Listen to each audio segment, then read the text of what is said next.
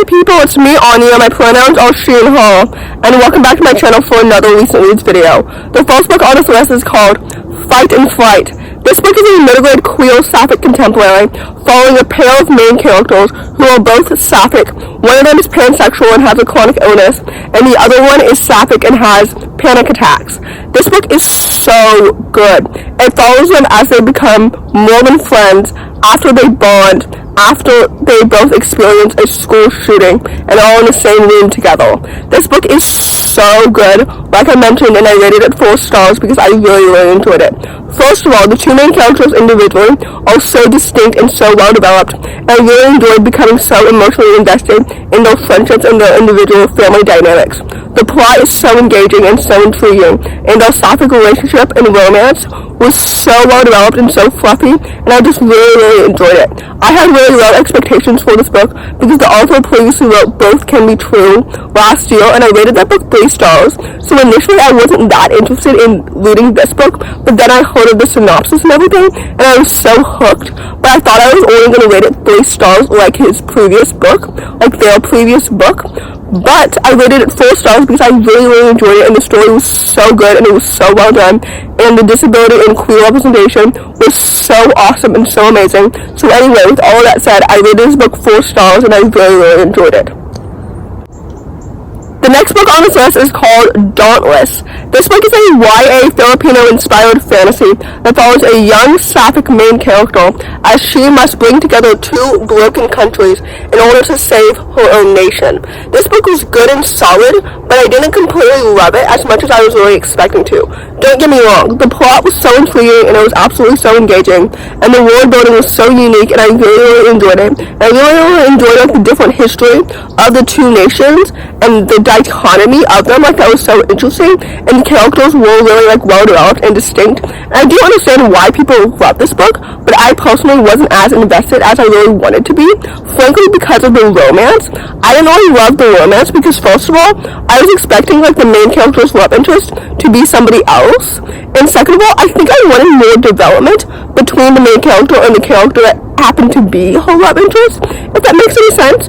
Don't get me wrong, I will be reading the author's next book next month, I believe. I think it's called Stolen City or something like that. I'm not completely sure, but I will be lowering my expectations since I did rate this book 3 stars, since I didn't completely love it as much as I was expecting to.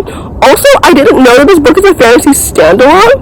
Like, I was expecting a sequel, but then like with the epilogue, I figured that it is a standalone and not like a series, you know what I mean? But anyway, the point is, I rated this book 3 stars because it was disappointing, and with that said, take that as you will. The next book on this list is called Phoenix Flight.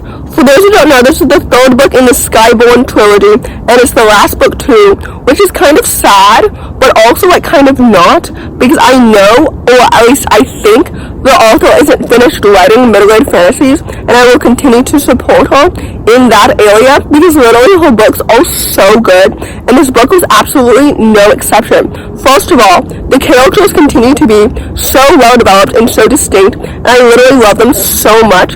The plot was so engaging and so intriguing. The world building was absolutely so inventive and so immersive, and just as inventive and immersive as it was when I started this series, if not more. Literally, the series is so good, and it's absolutely so underrated because like it deserves so much more hype. This author is literally so underrated, and her books are so good. I love the sequel so much, and I rated it 4 stars, just like I rated all the books in this trilogy 4 stars as well. Literally, this book is so good, and it was such a solid sequel. So anyway, with all that said, I would highly recommend it. The next book on this list is called Alliana, Girl of Dragons. This book is a middle-grade fantasy set in the same world as the Eva Evergreen duology, which is why I had higher expectations for this book, and this book didn't really live up to those expectations. It's a Japanese-inspired Cinderella retelling. I think that's why.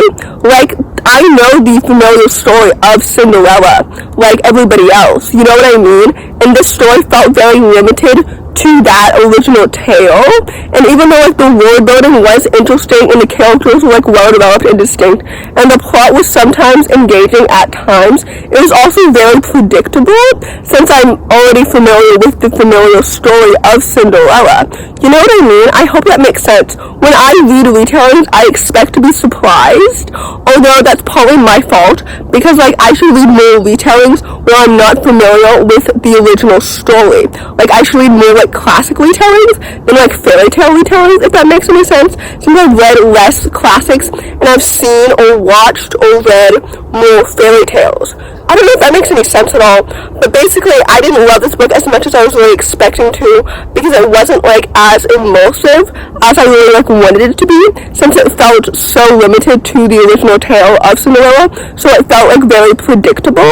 So anyway, with all that said, I rated this book 3 stars since it was more disappointing than I was expecting. The next book on this list is called Hummingbird. This book is a middle-aged contemporary that follows a young girl who's a wheelchair user and refuses to let her disability get in the way of adventure. This book is literally so good, and I really enjoyed it, so I rated it 4 stars. First of all, the disability representation was so awesome, and it was absolutely so fantastic. I love reading books about disabled main characters as a disabled main character myself, regardless of whether or not the main character and I share the same disabilities, because it's just so awesome, and it feels like so like unique and seen.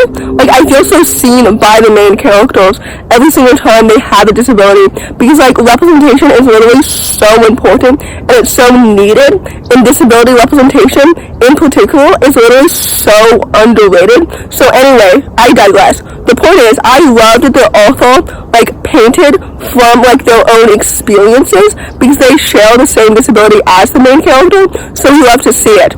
The plot was so engaging and it was absolutely so intriguing, and I loved the family dynamics and like the platonic friendships and everything like that, because the characters felt so authentic and it was so well developed and so distinct, and the plot was like so intriguing and so engaging. This book is absolutely so fantastic, and it's so needed, not just for the representation, but like for the awesome story too.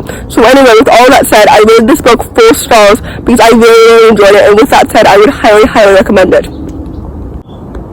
The last book on this list is called The Devouring Wolf.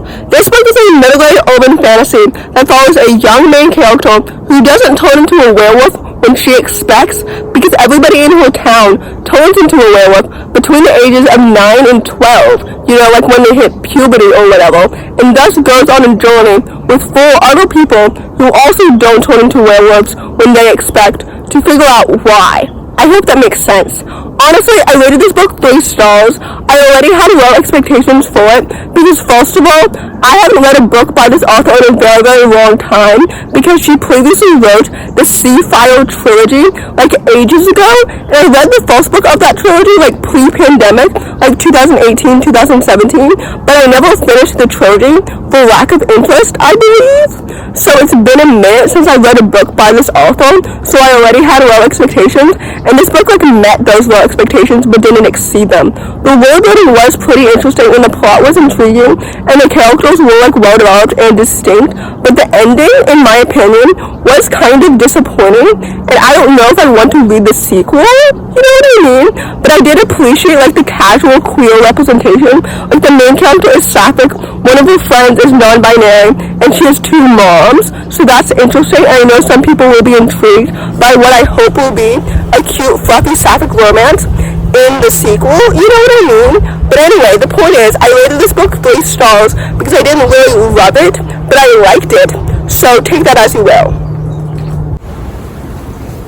So, in conclusion, I rated half these books 4 stars, Fight and Fright, Hummingbird, and Phoenix Flight.